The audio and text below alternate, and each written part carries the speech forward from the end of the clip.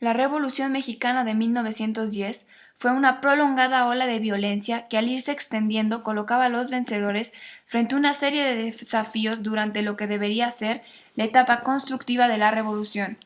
Entre estos desafíos se contaba también la necesidad de formar un nuevo mecanismo político y llenar el vacío dejado a raíz de la destrucción del prolongado y eficaz régimen porfirista.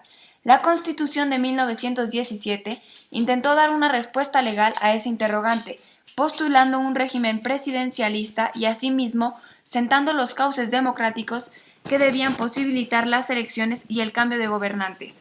Pero el México que emergía de la revolución, con su tradición de violencia, con su estructura social y con su liderazgo político-militar, no podía ver en esa constitución más que un criterio legalista irrelevante en gran parte a la realidad histórica del momento. La muerte de Carranza simbolizó sin lugar a duda la necesidad y la urgencia de la búsqueda de ese mecanismo político que permitiera que la revolución se encauzara positivamente, sacudiéndose de encima las guerras fratricidas que constituían sus rasgos más característicos. Adolfo de la Huerta, Francisco Serrano, Adolfo Gómez, la reelección de Álvaro Obregón, Plutarco Elías Calles y el Maximato son nombres, hechos y distintos trágicos que constituyen hitos dramáticos y trascendentes en la búsqueda de ese mecanismo político salvador. La autoridad del caudillo, la fuerza militar, la necesidad de legalidad constitucional, el legado revolucionario, las fuerzas populares desatadas durante la revolución y la miseria del pueblo, todos estos elementos eran parte del rompecabezas de la realidad nacional que se fue estructurando de una u otra manera hasta encontrarse la fórmula política final.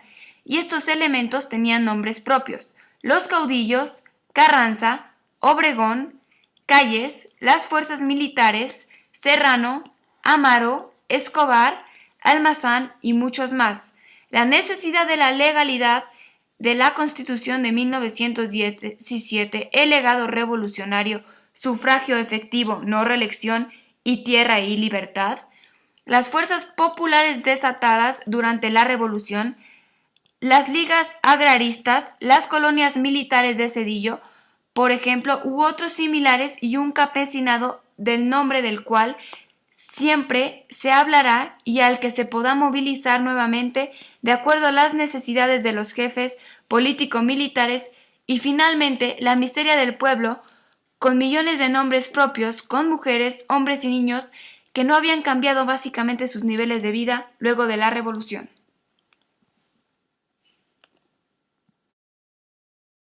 Un día recibimos la noticia: en Chinameca acababan de asesinar a Zapata. El asesino, Guajardo, le había tendido una emboscada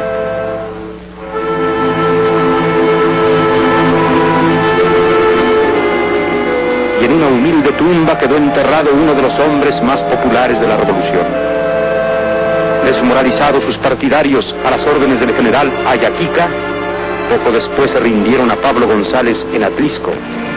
No le tocó ver ya al tío Luis el asesinato de Francisco Villa, el hidalgo del Parral, cuando iba en un automóvil con su lugarteniente Trillo. El diputado Salas Barraza, asesino de Villa, hizo declaraciones a los periodistas mientras un montón de tierra y 3 pequeñas coronas cubrían los restos de uno de los hombres más valientes de la revolución. Álvaro Obregón se convirtió en presidente constitucional a la medianoche del 1 de diciembre de 1920. Durante su mandato intentó concluir el proceso de pacificación nacional que inició Adolfo de la Huerta y comenzó la repartición de tierras a los campesinos del Estado de México y Morelos como parte de su proyecto de reforma social. Parte de su gobierno impulsó la creación de distintos aspectos culturales y educacionales, uno de ellos que fue la creación de la Secretaría de Educación Pública, dirigida por Vasconcelos y creada en 1921, y que daba pie a tener grandes beneficios como las escuelas de arte y oficios donde se enseñaban estas disciplinas a los jóvenes y en ocasiones también a los adultos. Promocionó a los artistas plásticos y les otorgó espacios para realizar sus obras como Diego Rivera, C. Clemente Orozco y David Alfaro Siqueiros. En la política, Obregón intentó mantener el control y equilibrio de las fuerzas políticas imperantes en el país, principalmente del ejército. Por ello concedió la administra a Francisco Villa y Saturnino Cedillo, y a cambio de rendirse y colaborar en la estabilidad del país, les otorgó tierras, producto del reparto agrario.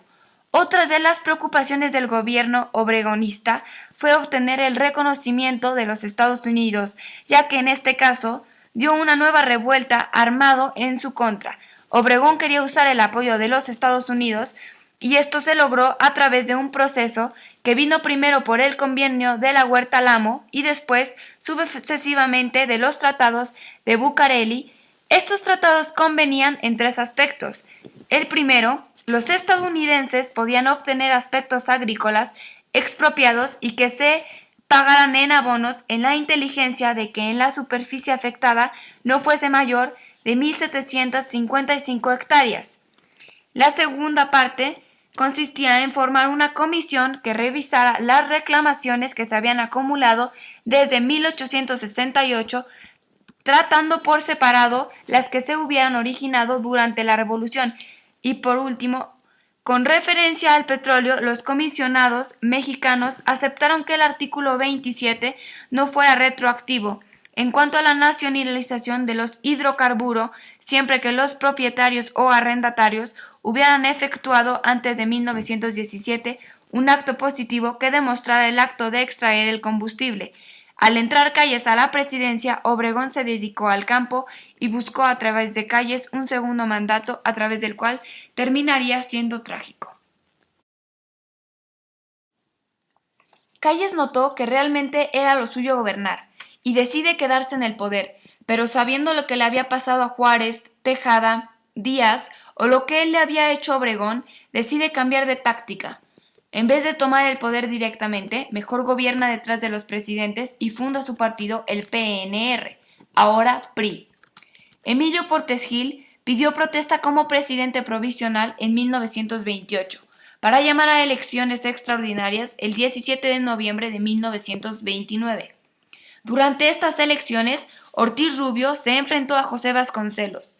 Esta elección fue un escandaloso fraude donde salieron a relucir las ametralladoras, el robo de urnas, la intimidación y el asesinato de los partidarios del candidato.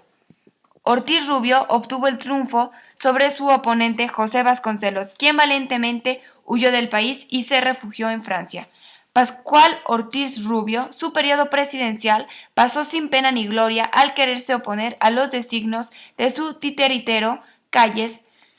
Plutarco vuelve a ejercer de gana elector nombrando a Abelardo L. Rodríguez presidente sustituto. En 1934, Calles realizó lo que sería su última elección al designar como candidato a un antiguo amigo y subordinado, Lázaro Cárdenas, quien comenzó a vivir bajo la sombra de Calles. Sin embargo, obligó a Calles a abandonar el país. Cuentan algunos que en el preciso instante en el que el jefe máximo partió al extranjero, llevaba bajo el brazo un libro, Mi lucha, de Adolfo Hitler.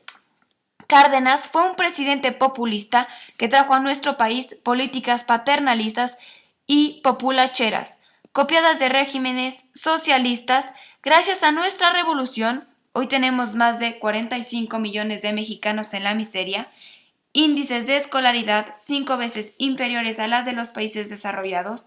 Celebremos, pues, y echemos al olvido el enriquecimiento de generaciones de políticos. Demos vítores a la inobservancia de la ley y al fracaso educativo provocado por un sector magisterial y sindical que, al igual que los surgidos de esta lucha, se han prostituido y han antepuesto sus intereses, impidiendo así el progreso de nuestro amado México.